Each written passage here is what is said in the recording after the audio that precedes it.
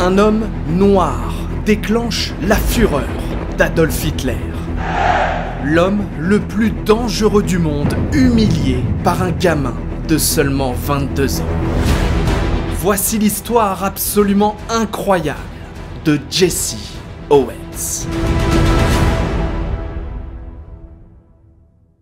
Salut les amis, c'est Benji, je suis trop content de vous retrouver parce qu'aujourd'hui, on va parler d'une histoire encore mais complètement dingue. Celle de Jesse Owens, un homme noir qui a eu le courage d'affronter Adolf Hitler les yeux dans les yeux. Et surtout, de l'humilier devant le monde entier. Ah mais vraiment, si vous aimez les histoires de fous, croyez-moi, je vous conseille vraiment de rester jusqu'au bout parce que l'histoire est dingue et les images d'archives sont juste incroyables. Juste avant de commencer la vidéo, je compte sur vous, lâchez votre plus gros pouce bleu et abonnez-vous. Vraiment, ça soutient de fou. Bon, si vous êtes là, c'est que vous aimez les histoires, mais vous n'avez pas envie de connaître votre propre histoire ? Ça tombe bien, parce que MyHeritage est là pour ça. Je suis très fier de cette transition. MyHeritage, c'est le service d'histoire familiale numéro 1. Et c'est super simple à utiliser. Dites-vous qu'en rentrant simplement vos informations, en seulement quelques secondes, le site est capable de reconstruire votre arbre généalogique sur plusieurs générations. Et vraiment, c'est une dinguerie. Dites-vous, quand j'ai testé, le site a fait remonter mon arbre généalogique jusqu'en 1788. Wow. Et j'ai même découvert qu'à cette époque, l'un de mes ancêtres, Jean, il avait été prêtre. Voilà, je trouve ça incroyable. Comment c'est possible ? Parce que MyHeritage contient plus de 19 milliards de documents historiques. Que des documents officiels qui permettent de reconstituer avec précision l'histoire de votre famille.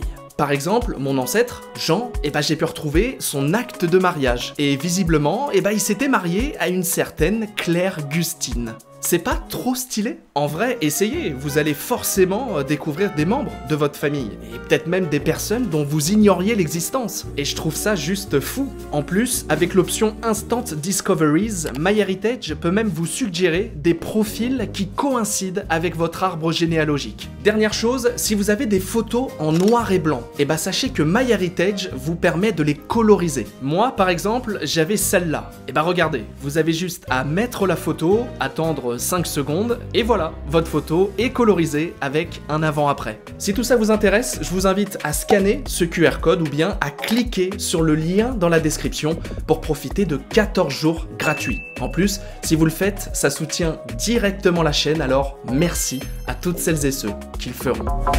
Allez, tout le monde est prêt ? C'est parti, laissez-moi vous raconter l'incroyable histoire de Jesse Owens. En 1913, dans la petite commune d'Oakville, en Alabama, Henry et Mary Owens, un couple afro-américain, donnent naissance à leur 11e enfant, James Cleveland Owens, alias JC. Le truc, c'est que la famille Owens, elle est extrêmement pauvre. Ils se débrouillent comme ils peuvent pour essayer de gratter quelques dollars. À l'époque, la famille survit tant bien que mal en allant travailler tous les jours dans les champs de coton. Et tout le monde s'y met, les parents, les enfants et même le petit dernier, JC. Problème, le coton, c'est pas illimité. Du coup, quand les récoltes sont terminées, les Owens sont renvoyés chez eux. Terminé le coton. En 1920, la famille prend la route et déménage au nord des États-Unis à Cleveland, espérant un avenir meilleur. À ce moment-là, JC a 7 ans. Il débarque avec son accent du sud et il arrive pas trop à se faire comprendre. Et notamment à l'école, ce qui lui vaudra son nouveau surnom. That goes back to long years ago when I first entered grade school in Cleveland, Ohio. And when I came from Alabama, being rather shy, and the lady asked me my name, and I told her JC and real fast, and she says, Jesse. I said, no ma'am. She says, I said, JC. She says, well, your name is Jesse Owens, isn't it? I says, yes ma'am. JC devient Jesse. Et en vrai, il adore ce surnom, à tel point qu'il le gardera tout au long de sa vie. Bon, en parallèle de l'école, Jesse, il se découvre une toute nouvelle passion, le sport, et notamment l'athlétisme. En grandissant, il devient même vraiment très bon. À 17 ans, il tape dans l'œil d'un certain Charles Riley, le prof de sport du lycée. Et Charles, il voit bien que le petit Jesse là, il a un sacré potentiel. Résultat, il le prend sous son aile et lui enseigne tout ce qu'il sait. Charles, en plus, il connaît du monde. L'un de ses meilleurs potes, c'est ce gars, Charlie Paddock. Et à l'époque, Paddock, c'est tout simplement l'homme le plus rapide du monde, recordman sur 100 mètres. En gros, le Usain Bolt des années 30. Charles fait donc rencontrer Jesse à Paddock. Paddock accepte de prendre la relève et très vite, il comprend que le petit gars d'Alabama là, c'est un phénomène. Résultat, en 1935, il inscrit Jesse en professionnel et devinez quoi ? Il rafle tout. Here in the lane nearest the camera comes Jesse Owens, the one-man track team of Ohio State dash to win the event in 9 8/10 seconds. Jesse Owens of Ohio State set up a new world record for the 220 yards. Écoutez, c'est simple, Jesse éteint la concurrence. 100 mètres, record du monde. 200 mètres, record du monde. Saut en longueur, record du monde. Au total, Jesse fait tomber 6 records du monde en seulement 1 heure. Paddock, il est choc-barre. Il appelle aussitôt le comité olympique américain. Je n'ai jamais vu ça. Le petit Owens vient de battre mon propre record du monde. Vous devez absolument le prendre l'an prochain au JO.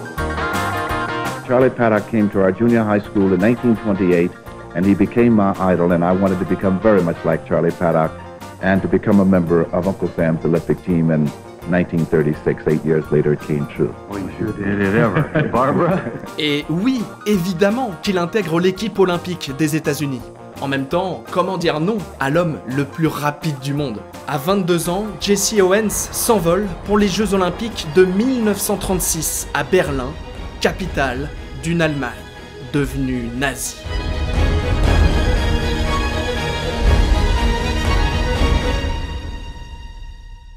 Wenn ja, dann tritt für mich ein, so wie ich für dich eingetreten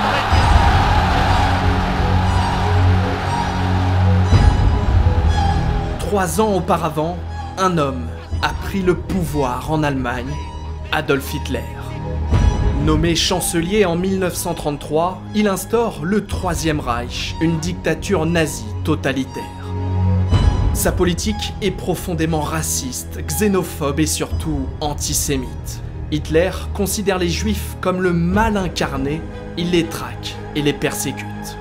Dans ce contexte, de nombreux pays appellent au boycott de ces Jeux Olympiques. Mais Hitler veut les garder à tout prix, ces JO, c'est une occasion en or de promouvoir l'idéologie nazie.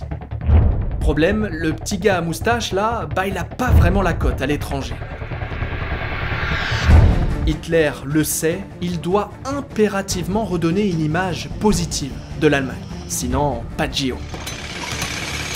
Le gouvernement national-socialiste a voulu dépasser tout ce qui s'était fait jusqu'ici pour les manifestations sportives internationales des Jeux Olympiques. Plus de 100 000 personnes pourront prendre place dans le grand stade qui est en voie d'achèvement. Hitler sort le grand jeu, construction d'un stade flambant neuf. Le Führer fait également des promesses. Il s'engage à nettoyer Berlin de tous les panneaux antisémites. Les interdictions faites aux Juifs sont aussi levées, mais seulement pendant les 15 jours olympiques. Ouais. Et surtout, il promet qu'il y aura bien des athlètes juifs dans la sélection allemande. Hitler fera évidemment le minimum, un homme, une femme. Et devinez quoi ? Ça passe, tout le monde se fait berner. Les athlètes, les gouvernements et même le père fondateur des Jeux Olympiques, le français Pierre de Coubertin. Je veux remercier le gouvernement et le peuple allemand. J'ai l'impression que toute l'Allemagne, depuis son chef, souhaite ardemment que la célébration de 1936 soit l'une des plus belles que le monde ait vues. Aussitôt, les États-Unis, la Grande-Bretagne et même la France se prononcent pour les Jeux Olympiques. Tout le monde se fait avoir et débarque à Berlin, Jesse Owens y compris. Well, you know, I'll tell you, at that particular time, not being interested in the political situation as it was, until it was all over, then I began to realize how repulsive some of the things that were going on had happened. La grande mascarade nazie est fin prête, été 1936 démarre les Jeux Olympiques de la honte. « 1er août 1936, Adolf Hitler entre en scène dans le grand stade de Berlin. Le Führer est accueilli en grande pompe par plus de 100 000 fanatiques. La cérémonie d'ouverture se transforme en gigantesque fête nazie. Le défilé des athlètes. 49 pays défilent tour à tour sous les yeux d'Hitler. L'Allemagne nazie, bien sûr, mais aussi les États-Unis ou encore la France, bras tendus vers le Führer. Ich verkünde die Spiele von Berlin zur Feier der 11. Olympiade neuer Zeitrechnung als eröffnet. Tens of thousands of pigeons were now given their freedom. The birds, symbol of peace, would spread their message to the world. Pour la toute première fois dans l'histoire, la cérémonie d'ouverture se termine par l'arrivée de la flamme olympique. Une idée imaginée par les nazis. Oui, ce sont les nazis qui ont inventé la flamme olympique. Elle est allumée par le parfait athlète arien, selon Hitler, blond aux yeux bleus. Grâce à ces JO, le chancelier veut démontrer au monde la supériorité de la race aryenne. Oui, mais voilà, tout ne va pas se passer comme prévu. 3 août 1936, le stade de Berlin est plein à craquer. Sur la piste, un jeune Américain se retrouve en finale du 100 mètres, Jesse Owens. Le petit gars d'Alabama est pétrifié. Il s'avance, couloir numéro 1. Then I began to think about all of the things that it was possible that I might be here on this day. And now you picture 100,000 people sitting and standing in all of this area. And then you think in terms of what you are to do.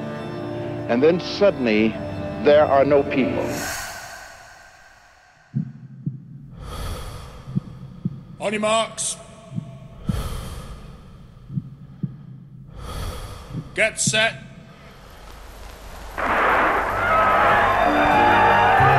Owens is ahead. Sternberg and Forsmeyer are fighting. Owens challenge to Wyckoff. Metcalf comes up. But Owens wins in 10.3. Sous les yeux d'Hitler, Jesse Owens est sacré champion olympique.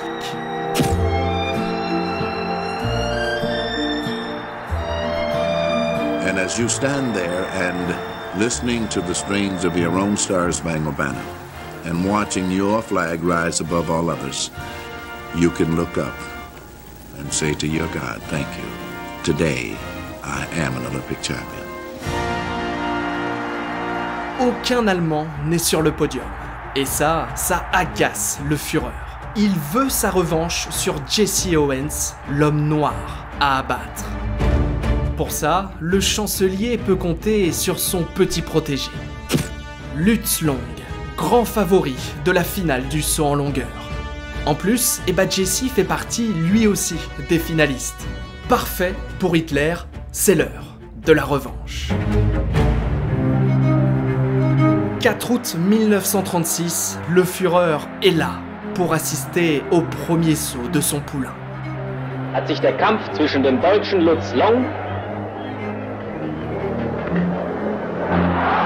7,54 Meter. Jesse Owens 7,87 Meter. Jesse Owens prend les commandes sur ce saut à 7,87 m. Derrière, Lutz Long ne parvient plus à recoller et enchaîne les sauts manqués. L'Allemand n'a plus qu'une seule tentative. Il le sait, en dessous de 7,87 m, c'est Jesse Owens qui l'emporte. Lutz Long.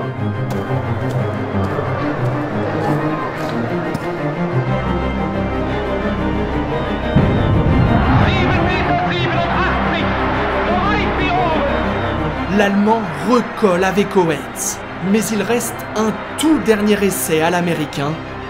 Le stade s'arrête.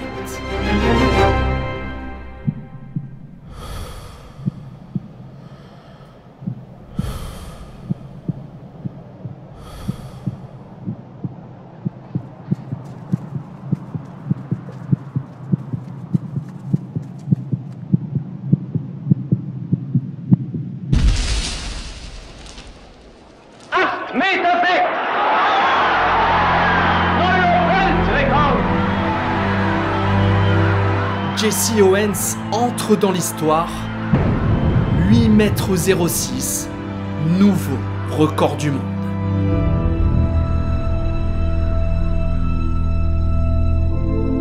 Ouais, comme un symbole, c'est Lutz Long qui vient féliciter l'Américain. Dans les tribunes, Adolf Hitler est fou de rage.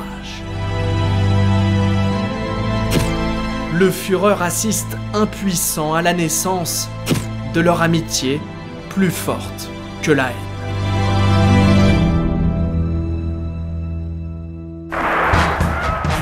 Mais c'est pas fini. Le lendemain, devinez qui est en finale du 200 mètres. Et bah le petit Jesse. Et évidemment, bah il gagne. 3 médailles d'or. En fait, c'est simple. Partout où il passe, il gagne. Résultat, ça y est, Jesse, ça devient le petit chouchou. Et même Lutz, il est fan. C'est son gars sûr. En théorie, à ce moment-là, les JO auraient dû se terminer pour Jesse, car il était en lice seulement sur 3 épreuves. En théorie. 4 jours plus tard, c'est la finale du 4 x 100 mètres. Les USA sont en finale, mais au dernier moment, l'un des membres de l'équipe, ce gars-là, il est tout simplement exclu des JO. Comme par hasard, il était de confession juive. Bizarre. Bon, après, je vous rassure, ils ont vite trouvé une solution. Les gars, on prend qui, du coup? Jesse? Viens, mon grand. Le premier relais pour l'Amérique est assuré par Jesse Owens, l'homme le plus vite du monde. Jesse Owens, American leader, the world's fastest sprinter, sets a terrific pace from the start. Évidemment, à l'arrivée, les USA l'emportent. 4 épreuves, 4 victoires. Pour Jesse, tout se transforme en or. Le gamin de 22 ans termine même l'athlète le plus médaillé d'or de ces Jeux Olympiques nazis. Pour Hitler, c'est l'humiliation totale. Un noir a tout simplement écrasé la race aryenne. L'homme le plus rapide du monde est un petit gars d'Alabama. Jesse, your first track coach, Charles Riley. Oh, Coach,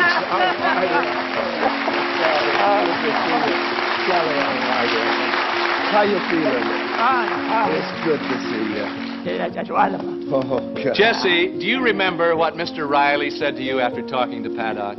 Well, he told me that I could be like this man, but there was one thing that I had to do. It meant work and a lot of great deal of effort. And those are the things that I live by.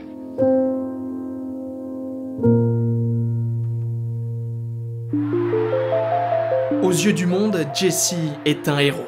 Mais quand il rentre aux États-Unis, la célébration ne dure qu'un court instant. Car à l'époque, les USA sont en pleine période de ségrégation raciale. La ségrégation, c'est tout simplement la séparation des races. Pour faire simple, les blancs avec les blancs, les noirs avec les noirs. Dites-vous qu'à l'époque, les personnes de couleur, les colored en anglais, étaient tout simplement interdits de se mélanger avec les blancs. Ils avaient leur propre billard, leur propre file d'attente, leur propre bus. Pire encore, ils devaient même boire à part. Du coup, quand il rentre aux USA, le petit Owens, il a beau avoir fièrement représenté son drapeau, ici, dans son propre pays, Jesse ne reste qu'un simple noir, pour ne pas dire autre chose. En clair, dans les années 30, la société américaine est profondément raciste. Résultat, le président des États-Unis, Franklin Roosevelt, refuse de recevoir Jesse à la Maison-Blanche, de peur de perdre une partie de ses électeurs les plus racistes. Par contre, les athlètes blancs, là, y a pas de problème. Dans son autobiographie qu'il rédigera quelques années plus tard, Owens écrira même « Hitler ne m'a pas snobé, c'est notre président qui m'a snobé. Le président ne m'a même pas envoyé un télégramme. » Pour Jesse, ce retour au pays est une lente descente aux enfers. Alors qu'il s'apprête à donner sa toute première interview, l'Américain apprend à la dernière seconde qu'il vient d'être officiellement radié à vie de toute compétition sportive sur le sol américain. Pour Jesse, c'est absolument impensable. How about your suspension, Mr. Owens? Well, my suspension, I really can't say much about it because I was tired. I wanted to come home. And I really did. After all, I haven't seen my wife for 3 months, and I'm very glad to be back home to see her. And I'm feeling good. Ah, c'est mignon. Le truc, c'est que cette suspension, eh ben, elle est bien réelle. Et vous voulez connaître la raison officielle? C'est... Pour faire simple, avant de rentrer au pays, les athlètes américains devaient faire une tournée dans les pays scandinaves. C'était dans le contrat. Mais Jesse, lui, il était épuisé et comme il l'a dit en interview, il avait qu'une envie, c'était de retrouver sa femme. Résultat, il n'est pas allé à cette tournée et aussitôt, bah, il s'est fait radier. Jusqu'à la fin de sa vie. Ouais, voilà comment les États-Unis ont remercié Jesse Owens. Les compétitions officielles, c'est donc terminé. Alors, pour gagner quelques dollars et arrondir les fins de mois, Jesse se retrouve à enchaîner les spectacles dégradants comme cette course contre un cheval. Mais c'était bien lui, la bête de foire. Le seul contact qui lui reste avec le monde professionnel, c'est Lutz Long. Ouais, les années n'ont pas effacé leur amitié. Jesse et Lutz sont restés en contact à travers des lettres, le seul moyen de communiquer à l'époque. We built a friendship and we corresponded with one another for a number of years. Then the war broke out. 1939, de l'autre côté de l'Atlantique, l'Allemagne nazie est entrée en guerre. Lutz Long est réquisitionné. Juste avant de partir au front, l'Allemand a comme un mauvais présage et adresse une lettre à son ami Jesse. Elle ressemble à des au revoir. J'ai la sensation que celle-ci sera ma dernière lettre. Quand tu retourneras en Allemagne, une fois la guerre finie, va voir mon fils et dis-lui qui était son père. Je t'en prie, Jesse, raconte-lui comment 2 hommes sur cette terre peuvent être amis. Comme une prémonition, Lutz Long est retrouvé mort 4 ans plus tard, en 1943, lors du débarquement allié. 8 ans plus tard, Jesse Owens honorera la volonté de son ami.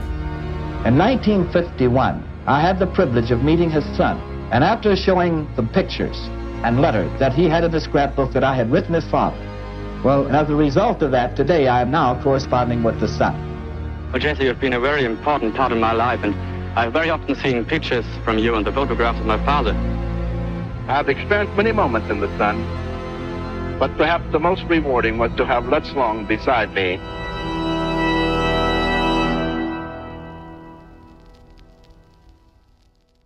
C'est la fin de cette vidéo, sacré monsieur, ce Jesse. Et pourtant, dans les dernières années de sa vie, eh ben, il a eu beaucoup de détracteurs. En gros, malgré tout ce qui lui est arrivé après les JO, eh ben Jesse ne s'est jamais rebellé. Il a fini par accepter sa situation. Et ça, à l'époque, bah ça a pas mal énervé la communauté afro-américaine. Beaucoup lui ont reproché de ne pas s'être engagé dans la lutte contre le racisme.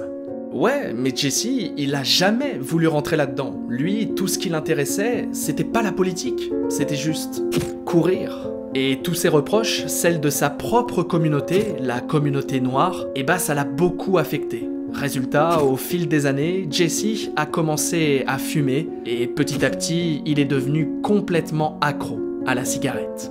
À force de fumer, en 1980, on lui diagnostique un cancer des poumons et quelques mois plus tard, Jesse s'éteint à l'âge de 66 ans. Comme un symbole, il est enterré dans ce cercueil aux couleurs olympiques.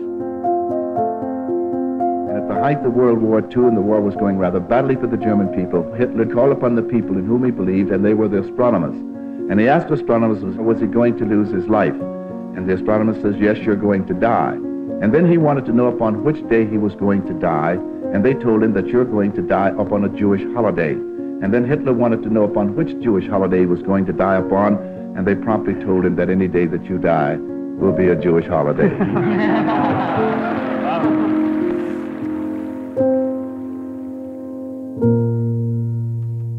Merci Merci à tous d'avoir suivi cette vidéo. Ah bah tiens, si vous êtes arrivé jusqu'au bout, mettez en commentaire Jesse le roi. Comme ça, je verrai vraiment qui est resté jusqu'au bout. Et puis si la vidéo vous a plu, c'est super important. Pouce bleu, abonnez-vous et activez la cloche. Encore merci à MyHeritage d'avoir sponsorisé cette vidéo. Pour rappel, avec ce QR code ou encore le lien en description, profitez de 14 jours gratuits sur le site. Foncez, ça vaut vraiment le coup. Merci à tous d'avoir suivi cette vidéo. Je vous dis à très bientôt pour d'autres histoires. Ciao les amis.